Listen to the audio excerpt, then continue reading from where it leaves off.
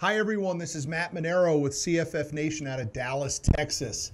I'm very excited to have our new guest, Chris Fiffie, with Big Rig Videos with us today.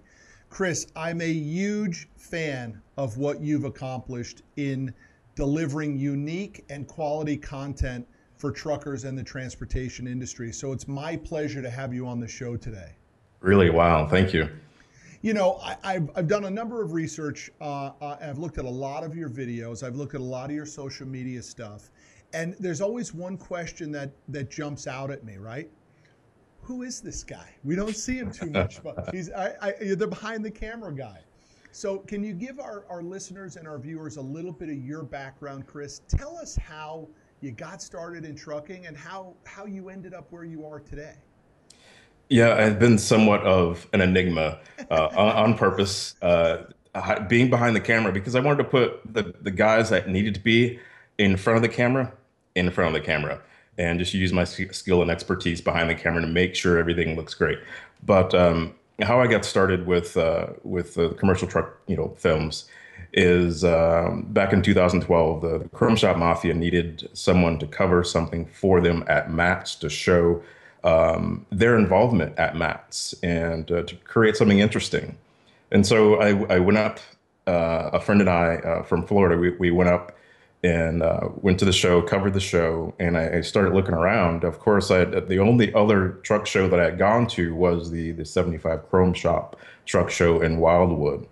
And when being at Mats, one of the, it's said the largest truck show in the US, I looked around and I said, wow. Of course, everything outside in the parking lot and the Paul K. Young Truck Beauty pageant that Bud Farquhar puts on, it's just immaculate. It was awesome. And I went back home thinking like, this is really great. That was a really great opportunity. And a couple weeks later, uh, Brian Martin, after seeing what I provided them at Fort States, he was really excited. He says, "Hey, would you consider going to some other truck shows and doing the same thing?" And I thought, well, business is going really slow on my end, down in South Florida, why not? And from there, everything started to, form. And about a year later, well, we created the Four State Trucks Chrome Shop Mafia Truck Show DVD series. And from there, I had all of this extra material that didn't go into these DVDs, didn't go into these films. I'm like, well, what do I do with this? Essentially, cutting room floor material. And I thought, well, I'll just put it on Facebook or something like that, make a Facebook page and something. And so I did that I think it was like a Thursday afternoon. I posted, maybe three or four 15 to 20-second video clips. And by the next day, essentially, the page had 17,000 likes. Oh my gosh. And at one point during that evening, as things were people were starting to find out about the page, I had to close Facebook because you get a little notification there in the bottom left-hand corner. The notifications were stacked all the way up the top of the screen. It was just going nuts. So that was the birth of the Big Rig Videos Facebook page. And from there, I thought about, well, I guess there's somebody out there that likes to see these videos. So I thought about, well, what else can I do to kind of really formulate this and create something that people might want to see. And that's where one of the shows I'd gone to, the St. Ignace truck show up in Michigan. They did some of the guys created what they called or is called the Street Pete's Convoy, which was they met up at a location about 2 hours, I think an hour and a half south of St. Ignace, Michigan, along 75. And they convoyed from that location all the way up to St. Ignace, for the truck show. And this was again on a Thursday. And so I went up there to that show and I thought, this is a process. I'm like, okay, I'm going to go and film this and it's going to be fun. Film the convoy. It's going to be fun. But usually, if you're watching a parade, you only have one opportunity to watch those trucks go by. Once they go by, Yeah. that's pretty much it. If you hop in a car, have the opportunity to hop in a car and get further up the road, then great.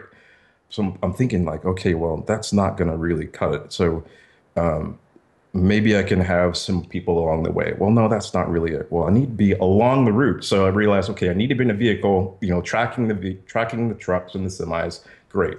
That's going to be really cool. So I thought about it. I'm like, well, how can I make this better? I thought, well, what if I'm talking to these guys along the way? We got like an hour and a half to kill. Why not?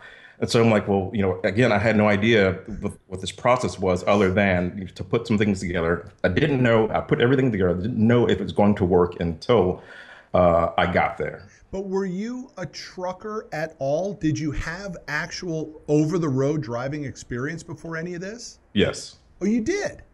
Yes. Okay, great. Yes. Tell me a little bit about that if you don't Okay. mind. Take me back. Sure. Tell me how you got into the truck for the first time. I was about 20. I got my intrastate license to drive, and I started in South Florida Okay. with a company driving a dump trailer. And from there, I learned how to operate machines and transport equipment. And I always had an interest in video production as well at the same time. So I basically taught myself the whole video production scheme of things before the internet was available and everything like that. And eventually in 1998, I left the company that I was working for and started my video production business. But the saying is, once you get the diesel in your blood, you Yeah. never can get it out. And that was the case. So I always kept my CDL license, and I Wow. took some other jobs for fun, as I call it, along the way. And what essentially happened was I never lost my love for trucks and truckers and all of the above. Yeah. So now we have the two careers coming together. We have trucking, we have video production. The miraculous benefit of YouTube comes along and the internet and social media starts to boom, and you figure out a way through a lucky circumstance of how all of it can come together, and you get the proof positive by firing up the videos on Facebook and you say, we really have something here. Right, This actually can be something. right. And what's to finish, if I can finish the other Yes, sir. conversation Go right ahead. about the convoy up to St. Ignace. Once I realized that all of that, the hodgepodge of things that I had connected together would work and people would really like that. That was the birth of the rolling CB interviews. Mm-hmm. Because after I came back from St. Ignace and I thought, well, I need to figure out a better way to do this because, doing it from the back of a pickup truck wasn't necessarily safe, isn't safe. So I devised a couple methods to do where I can do it from a vehicle safely and to get a better, more production value out of it. So that Yeah. was the birth of the rolling CB interview that people that really enjoy now. So, Chris, there's a level of extremeness that occurs from your videos, whether it's an extreme show truck or an extreme piece of heavy machinery. Tell me, in your opinion, what's going on with that in the trucking market? I mean, are more people actually spending the money to build show trucks, or is that industry actually just really contracting because trucking is a profit challenged industry in a lot of ways? You just can't burn the cash on your truck. So bring me up to speed on show trucks and what's going on there. It it is something where a lot of the guys that build those trucks, one answer, one of the guys that answered, Wesley Wolf, to be specific, he says, sure, building a truck is fun, but don't expect to have a whole lot of money, in your pocket afterwards, because they have a couple of custom trucks that they brought to shows. And he basically says you take a little bit here, take a little bit there, or maybe go out a little bit less. But it's a love that they have for their trucks. It's a passion that they have, and they take the money that they have, and then a lot of guys, especially, they do the work themselves Yeah. because that allows them to build the trucks that they're able to.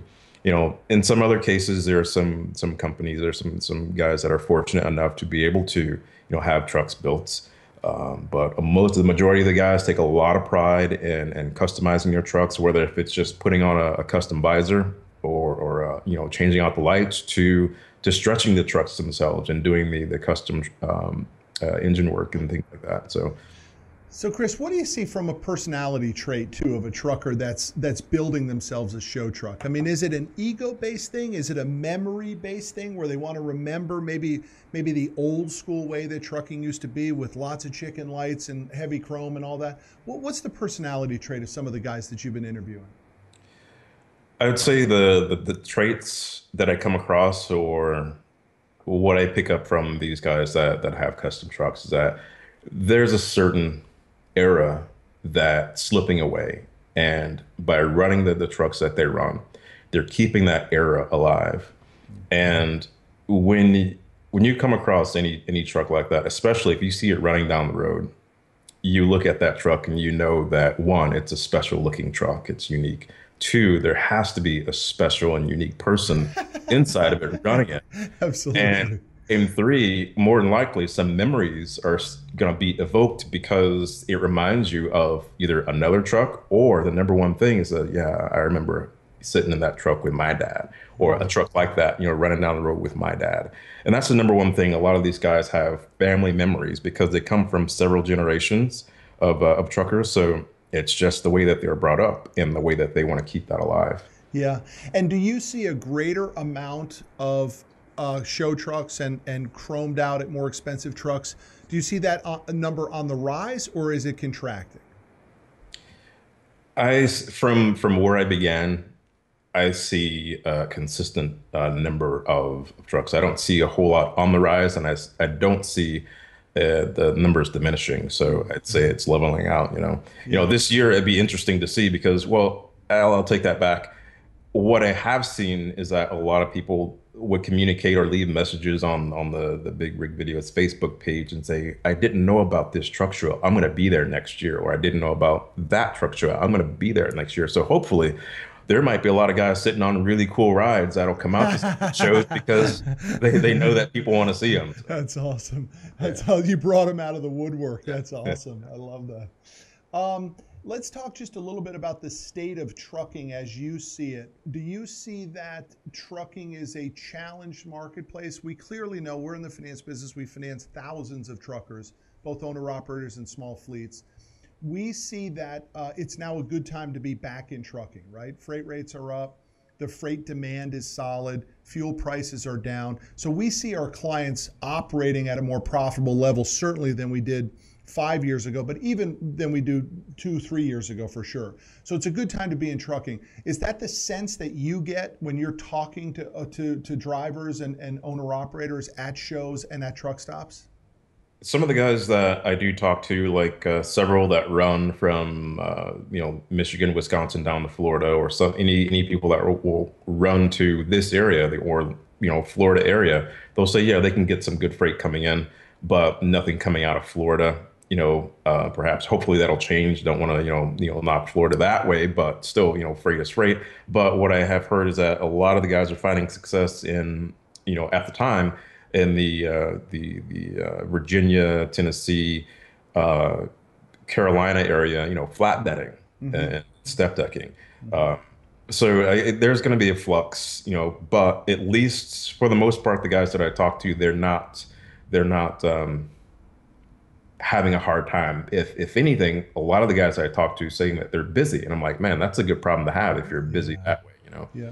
It's time to make hay while the sun shines, you know. Yeah. I mean, it's a good time to be in trucking. So, and we've been in it for 20 years. So, I mean, we've seen the peaks and valleys and we've stayed in financing for throughout that entire time. We've never pulled out of that business. So, we have diesel in our blood here too, which really, I suppose, brings us to the finishing question here. Where do you and Big Rig Videos go next? I mean, where is the next horizon for you? Because I feel like you've really dominated this space of exposing show trucks and through your interviews and through the videos. What's next for Big Rig Videos? Well, that's an open book. And I guess whatever the viewers indicate that they want to see, I kind of I polled them a couple months ago and I said, well, what would you want to see more of? The number one thing they want to see more of are the rolling CB interviews. What I will say, one of the things that's exciting for me is video on demand. A lot of the titles that I have created in 2012 and 2013, they're now becoming available on Amazon, their video on demand service. And the 2014, I'll make those available here in the next couple of months, and hopefully everything else will be available on demand because I realized that wait, technology is there, so let's get this stuff out. But as far as shows and places to go, there's been some interest for me to go to Australia. There's been some interest for me to go to the UK and other places, the Netherlands and those places. So I hope to make it there at some point in time. The guys over there, and what's this is a great thing is that the guys over there in these other countries, even Brazil, Puerto Rico, Jamaica, they really love what the American guys are doing with their trucks, or even just the American truckers, even just the guys that have regular trucks. They want to be on, excuse me, they want to be on that open road. You got it. So, yeah. So it's something that hopefully maybe I'll make it over there pretty soon and share. Basically, let the American guys see what's going on over there down under or what have you. Yeah, they love it. I mean, that idea of just the wind blowing and just nothing but open highway, it's intriguing to the world. Yep. You know? So, Chris, congratulations on what you've accomplished in what I consider to be a relatively short period of time. I mean, you hit the nail on the head of something different that nobody was doing. And I think that's, not only do I think it's important for the market, but I think it's important for business too. So congratulations on your success. If somebody wants to see these big rig videos, we are showing them on CFF Nation. But Chris, where else do people find you? What's the best way to learn more about big rig videos? Well, the one thing there's a couple different ways. Of course, Facebook. There are a lot of people share information on Facebook. So there's a Facebook page. If you just do a simple Google search or for big rig videos, all the videos will show up via YouTube. There's a bigrigvideos.com website. So I guess the easiest thing is to remember big rig videos and just type it in search and something will show up that way. Yeah. Well, sounds great. How about a Twitter handle for you if somebody wants to follow you on Twitter? And I haven't done Twitter. What? Oh my gosh. I don't know. Well, that's next on the horizon. Yeah, well, you can't really put video on Twitter, so I guess that's why it's not appealing to me. Yeah, good call, good call. So listen, continued success to you. Thanks for the time today. I look forward to doing it again, and keep up the great work, my friend. Appreciate everything. You're welcome. Thank you for your time. You got it. It's our pleasure.